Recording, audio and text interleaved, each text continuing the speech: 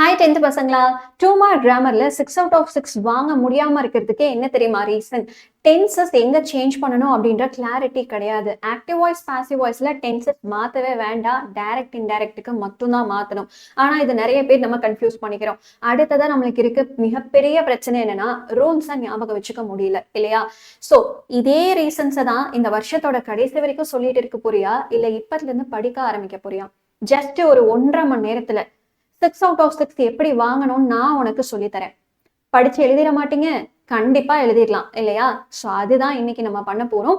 First நம்மளோட வேதாந்தோ சேனலை subscribe பண்ணிக்கோங்க. சப்ஸ்கிரைப் பண்ணிட்டு இந்த ஷார்ட்ஸ்க்கு கீழே நான் ஒரு லைவை லிங்க் பண்ணியிருக்கேன். ஷார்ப்பா December 10, அதாவது இன்னைக்கு 8 o'clock உங்களுக்கு இந்த லைவ் செஷன் இருக்க போகுது. இதுக்கு முன்னாடி 6:30க்கு இன்னொரு லைவ் செஷன் இருக்கு. வெக்காபுலரியில 14 அவுட் ஆஃப் 14 வாங்கணும் அப்படின்னா அதுக்கு தேவையான எல்லா கொஷின்ஸையும் வீக் குவிஸா நம்ம விளையாட போறோம்.